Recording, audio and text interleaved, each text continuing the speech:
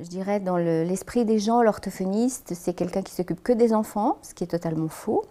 L'orthophonie, c'est un peu comme le journal de Tintin, ça va de 0 à 99, voire même plus maintenant.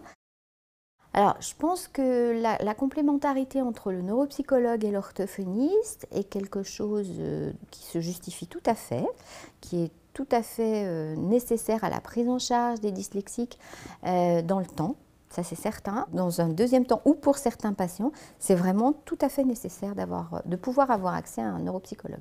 Après, on peut apporter des éléments sur l'orientation scolaire, sur le suivi rééducatif, et puis les troubles associés auxquels on peut éventuellement, l'enfant peut faire face à des difficultés d'attention, des difficultés de langage, différents autres troubles qui peuvent compliquer la scolarité de l'élève, de l'enfant. C'est des bilans qui sont tout à fait complémentaires entre le psychologue, le neuropsychologue et l'orthophoniste. Il faut quand même savoir que le diagnostic de dyslexie est un diagnostic qu'on ne peut poser que s'il n'y a pas d'atteinte intellectuelle, pour parler clairement, hein, et puis pas d'autres atteintes qui sont des atteintes neurologiques, etc. Donc il faut se coordonner un petit peu les bilans neuropsychologiques, orthophoniques pour poser le diagnostic. Alors moi, je dirais la différence principale qu'il y a entre la prise en charge d'un enfant et d'un adulte dyslexique, c'est quand même l'envie. C'est-à-dire que, je vous explique pourquoi. Des enfants dyslexiques, ils sont constamment en difficulté à l'école. Parce que à l'école, il y a énormément de consignes qui sont des consignes écrites. Et donc ces enfants-là, c'est compliqué pour eux. On leur demande, moi je dis souvent aux parents, bien sûr, vous évoquez le fait que votre enfant n'a pas envie de lire, mais qu'est-ce que vous diriez si on vous demandait de lire du chinois? En gros, c'est un peu ça. Ils sont devant quelque chose qui leur est complètement... alors peut-être pas inconnu, mais en tout cas qui est quelque chose de très difficile pour eux, qui leur demande un très gros effort. Donc un enfant, quand tu lui demandes un très gros effort, il n'a pas forcément très envie. Un adulte, c'est différent, parce qu'un adulte, il est beaucoup plus demandeur, beaucoup plus partie prenante au niveau de la prise en charge. Et ce sont souvent des prises en charge qui évoluent très rapidement. Toujours en termes d'adaptabilité, hein, non pas en termes de guérison, on est bien d'accord. Hein. Voilà. Un des aménagements un peu classiques, c'est un tiers-temps pour les examens. Hein. Ils vont avoir besoin de plus de temps pour lire une consigne, pour bien la comprendre, la déchiffrer et bien la comprendre. Ils vont aussi mettre plus de temps pour écrire. Il faut qu'ils aient plus de temps pour se relire, pour éviter un maximum de fautes d'orthographe.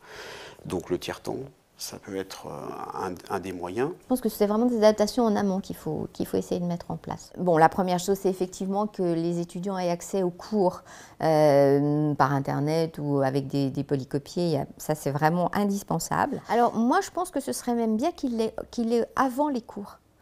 C'est-à-dire pour leur permettre de se repérer dans les cours. Parce que, si vous voulez, le problème, c'est qu'un étudiant qui arrive dans un amphi, il y a des choses écrites qui passent. Il a du mal parfois à prendre des notes, c'est relativement fréquent, hein. Bien qu'on ait toutes les aides maintenant possibles avec l'ordinateur, mais il a du mal. Et donc, du coup, il y a beaucoup de choses qui lui échappent. Essayer de ne pas les pénaliser au niveau des fautes d'orthographe, parce que ça devient vraiment très compliqué pour eux. Ne pas hésiter à redire les choses, les répéter, parce que le rythme auquel on demande aux étudiants d'intégrer les choses est très important. C'est-à-dire qu'il faut vraiment qu'ils aient le temps d'intégrer tout ce qu'on leur dit. Et ce qu'il faudrait déjà dans un premier temps, c'est que tous les enfants qui sont repérés en primaire soient après signalés quand ils passent au collège et qu'ils soient signalés quand ils passent au lycée, qu'il y ait bien cette transition qui se mette bien en place et après signalés également quand ils passent à l'université. Moi, je serais enseignante à l'université, c'est ce que je ferais. C'est-à-dire, je dirais, au début de mon cours, en tout début d'année, bon, je sais qu'il y a des étudiants qui peuvent être en difficulté pour différentes raisons. N'hésitez pas à venir me voir pour qu'on puisse trouver des adaptations. Et contrairement à ce qu'on croit, faire ces aménagements pédagogiques, c'est pas faciliter l'enfant dyslexique, c'est au contraire faire en sorte que l'enfant dyslexique qui a déjà un handicap parte à peu près sur la même ligne que les autres enfants. C'est absolument pas le faciliter par rapport aux autres. Je pense qu'il ne faut pas avoir peur, effectivement, de faire une demande à la mission. Ça passe souvent par la mission handicap hein, à l'université. Donc, je pense qu'il ne faut pas avoir peur de faire une demande.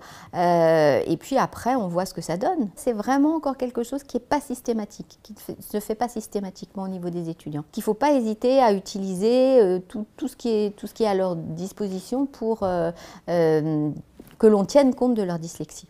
Et puis je crois qu'il faut vraiment ne pas hésiter à leur suggérer de se faire aider, de se faire dépister. Voilà.